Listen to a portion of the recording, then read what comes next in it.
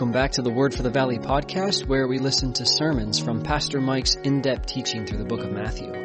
And in our last episode, we explored how the enemy sows counterfeit right alongside the authentic. Now, Jesus reminds us that while God is not okay with hypocrisy, He does allow it for a time. The field isn't perfect, but it's still His. God's patience is His mercy, giving every person time to turn before the harvest comes. But the delay in judgment doesn't mean it's forgotten, because the longer the hypocrisy grows, the greater the reckoning will be. Let's pick back up with Pastor Mike at chapter 13, verse 29.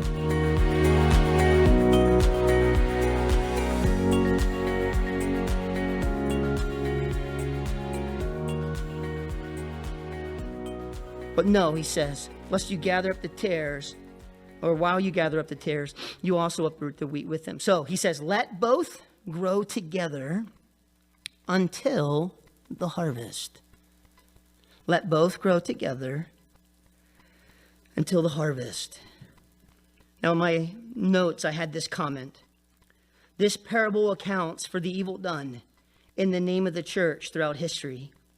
And it puts all of it in light of a future judgment. God is not okay with hypocrisy in the church, but He allows it until a certain season, right? God, it's not that He wants it there. It's not that He likes it there, but He permits it to be there for a season and refuses to judge the whole thing because He wants as many wheats as possible. And He wants to allow them to come to their harvest. But that also means that there are going to be other things that grow right alongside of it. Don't be put out by it. Certainly don't be one of them, right? Don't be a tare, right? Have you heard heard somebody say, they are growing like a weed, right? That's bad, biblically. We're to grow like a wheat, right? When you do that, it'll really mess somebody up. Oh, they're growing like a weed. Oh, don't say that about my kids. They're growing like a wheat, right? And then people wonder what planet you came from. But obviously weeds grow fast, right? We want to grow like wheat, right? And it becomes imperative on us that we just do our job while at the same time false believers, hypocrites, others grow up together around us, right? Knowing that at the proper time, the harvest will come. He says, let them both grow together until the harvest. And at the time of harvest, I will say to the reapers, first gather together the tares and bind them in bundles to burn them, but gather the wheat into my barn. Now, it's interesting, in the interpretation of the parable, Jesus gives 3 verses to all of the different parties of the parable. And then He gives 4 verses to only this last portion of the judgment of this parable. It says in verse 40 there in chapter 13, therefore, as the tares are gathered and burned in the fire, so it will be at the end of this age. Those tares are permitted for a season, but they are not permitted forever. And actually, the longer they're permitted, the greater their judgment when it finally does come. It would be easier on a tare to have judged it early than to have judged it late. It would be easier on a tare. But in allowing the tare to grow, then the only thing it becomes fit for is the fire. So it will be at the end of this age. The Son of Man will send out His angels, right, the harvesters. In the book of Revelation, we actually see the grim reapers, the angels there that harvest the earth. And they will gather out of His kingdom all things that offend and those who practice lawlessness, and will cast them into the furnace of fire. And there will be wailing and gnashing of teeth. God will make sure the tares are dealt with, right? And when they are, we will all feel bad for them. We will all feel bad for them. Eternal fire, wailing and gnashing of teeth, whatever inconvenience they were to the wheat, right, only parallels their judgment when the whole thing is over. It was years ago, we were working at opening a youth center in Sunbury, and there was a person there in town that was really antagonistic to the work. For some reason, they ended up buying a building really close to the building that we had bought. I think we had bought ours first. They came in, bought theirs second, but then they wanted us out so that they could do their business thing. And they thought for some reason we were going to mess up their thing, and they wanted us out. And just constantly, they would call the city on us. They would call just constant like agitation. You know, one of those crotchety old neighbors, right? It's just seems to get a lot of joy out of just being pretty miserable, you know, kind of thing. And we tried to be nice. We tried to serve him. We had to tear the garage down because their property, they had paved their property and had pushed the wall of our garage in, right? We didn't sue them. We tore our stuff down to accommodate them. We tried to build a retaining wall so that their asphalt slab would stay on their side of the property line, you know, kind of thing. And we just tried to accommodate this guy. And never, and all kinds of stuff. And whenever we were there was always some hassle. I remember one time I was cutting the weeds with one of those clippers, right? The weeds had grown really tall, but they were too big to cut with anything other than just by hand. And I'm out there, I got blisters and I'm bleeding. And he comes and he complains about something that is like pick it up. It's easy. And I am like sweating, I'm bleeding, I'm cramping, I'm dying here to try to take care of this property because you called this into the city and you're worried about like a piece of fabric over on your side of the property that you could just pick up and put right in the garbage can. And you're like, just one of those guys. I'm thinking, God, take care of him. Right? Just take care of him. And it wasn't too much later, not because of my prayer. He died of a heart attack. And in my heart, I just thought, he had his opportunity. And rather than responding, he got antagonistic. And it just may be that God just removed him, which we do know in the scriptures do in fact happen. And on the day that I got that news, I did not celebrate, not even one little bit. I was incredibly humbled. I was broken, and I was very much aware that there is going to be a judgment for the unbelievers. And I don't want it to hurry. I want God to give them as much opportunity as possible, even when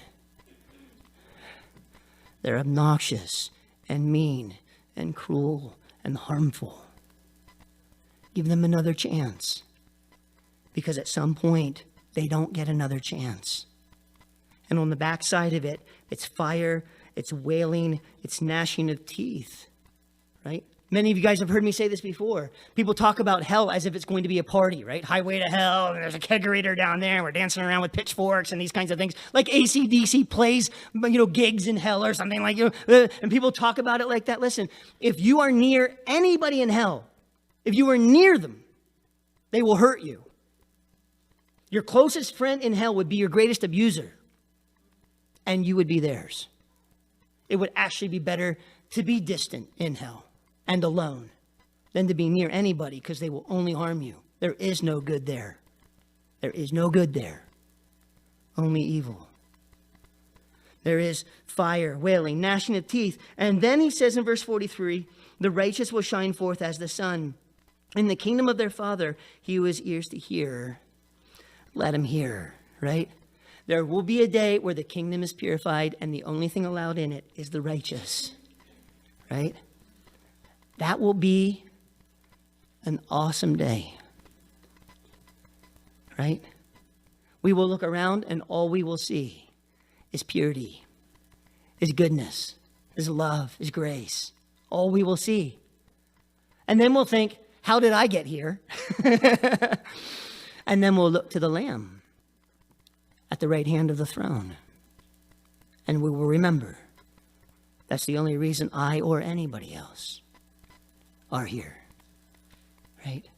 And one day every knee will bow and every tongue will confess that Jesus Christ is Lord of all, to the glory of God the Father. And we will love it, right? Now, two other parables quickly. Verse 31, another parable he put forth to them, saying, the kingdom of heaven is like a mustard seed, which a man took and sowed in his field, which indeed is the least of all the seeds. But when it is grown, it is greater than the herbs and becomes a tree, so that the birds of the air come and nest in its branches. Now, if you've been around the church long or much at all, you probably have heard this taught as if it's a positive thing or as if it's a beneficial thing. Look how small the seed is when it got started. Look how big the thing got at the end. The problem is that there are birds in this. He doesn't call it a bush, he calls it a tree. Mustard bushes, at most in the Middle East, would only ever get to be 10 feet tall. And they never became trees, right? You wouldn't even be able to trim it or prune it to make it a tree. It would always be a bush. It would never be a tree, and very rarely would it become so big that the birds would nest in their branches. Now, the birds would come to their branches and eat the mustard off of the bush, but to have it nested and have a place where the birds are seems to imply, because the birds of the air are actually the workers of the evil one, from back in the parable in Matthew this chapter here, verse 19. It actually seems in some ways that Jesus is saying that this tree has abnormally grown, that it's gotten bigger than what it even needs to be, and that in that bigness, hypocrites and false professors have taken their course, have taken their nests in that tree. And I think it goes right along with the parable of the tares. The context seems to fit, that there is some good here. It is a beautiful thing when God's work takes root, when it grows. And we get really excited when something seems to grow abnormally. The danger in it is this. It can be a great place for the birds of the air to hide out, right? Bigger oftentimes provides a place where hypocrisy better hides. Now, it's not always that way, but the danger of it is certainly there, right? I know people. I probably shouldn't know people that will tell me, right? Why did you choose that church? Why did you choose this church? They will tell me. It's big enough, nobody knows me there. Why don't you want anybody to know you there? Could it be, in fact, that you're looking for a place to hide? That if you were in a smaller place and people actually got to know you, that they would call you out? Well, I can hide there, right? I knew a church years ago. This happened years ago, and I don't know why it happened the way that it happened. But I had about 4 or 5 people and 4 or 5 couples tell me within 2 years span, hey, we're leaving our church that we grew up in, that we spent most of our lives in. We're leaving this church and we're going to this church. All 4 or 5 of them that landed at the same church were in sexual sin at the time when they left their present church to go to this bigger church where they could go and apparently be okay with their sexual sin. And then I was thinking, wonder what are they teaching at that church? And why aren't they dealing with sexual sin? Like, what's going on there? There's a danger in it. The mustard seed here. Now, the last parable that we're going to look at here this morning, it says in verse 33, another parable, he spoke to them, and the kingdom of heaven is like leaven, which a woman took and hid, folded into, is the idea, folded into 3 measures of meal, till it was all leavened. Now, Galatians tells us that a little leaven leavens the whole lump. You don't need a whole lot of leaven to mix it into even a lot of meal. 3 measures of meal would be enough flour, would be enough material to make a loaf of bread for about 100 people. It's a fairly significant. This is not like a little mixer, right? A KitchenAid. This is one of those industrial mixers that you have to, that I only ever see on television or something, kind of thing. This big thing that mixes, this much dough at the same time. Well, they just put a little leaven in it, and before long, it becomes impossible to extract the leaven out. Now, again, people have talked about this, about how the leaven permeates the whole, and that's as if God's word permeates the whole, and it just starts out little again, and it spreads throughout the whole thing. The problem of it is this. Leaven throughout the Bible is always a picture of sin. Leaven's not good. Leaven's bad. There is no place in the Bible where you can see leaven and it be talked about in a positive light.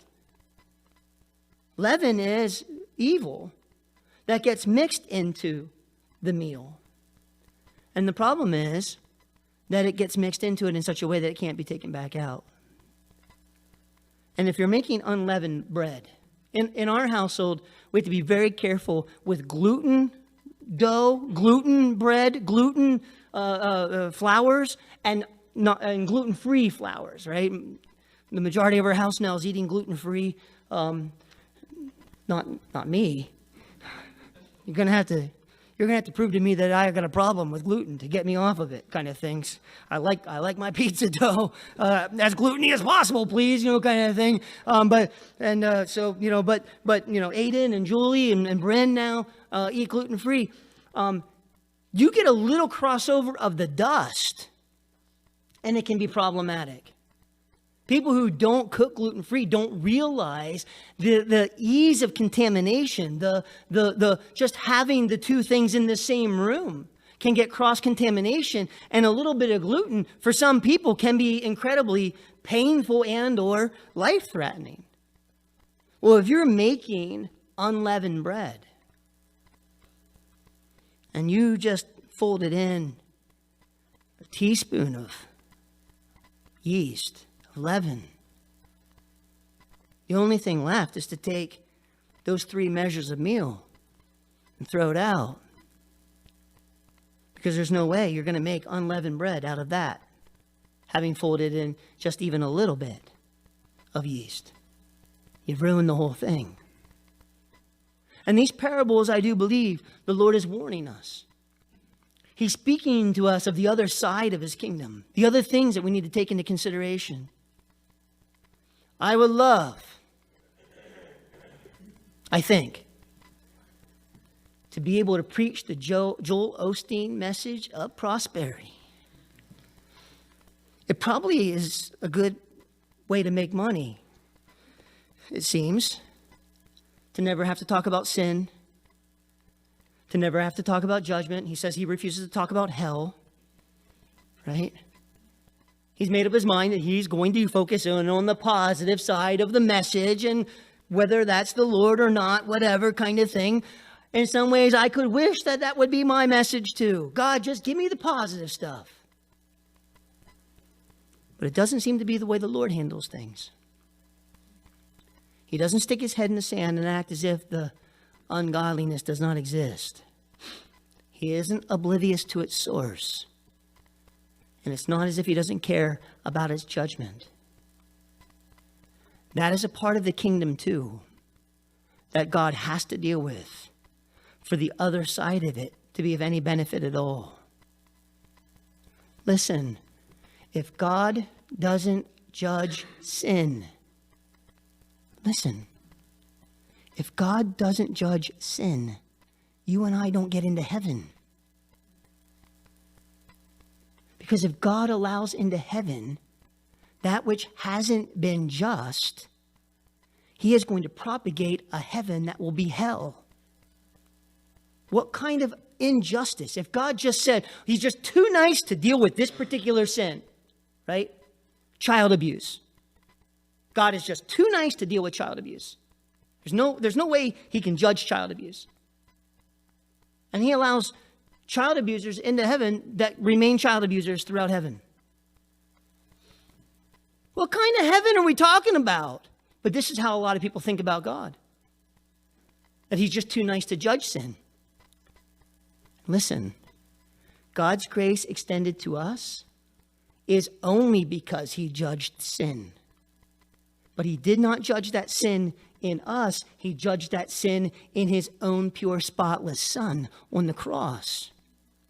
God's grace to us is the result of satisfied judgment in Christ. But if you reject Christ, the judgment falls on you. We can allow him to judge Jesus, or we make him judge us. But one way or the other, he's judging sin. He has to, or otherwise he's not God. He will not remain to be good if he does not deal with sin. But he does. And these parables are telling us, warning us in some ways, that just because it exists doesn't mean it's God's will. Just because it's there doesn't mean that it's okay.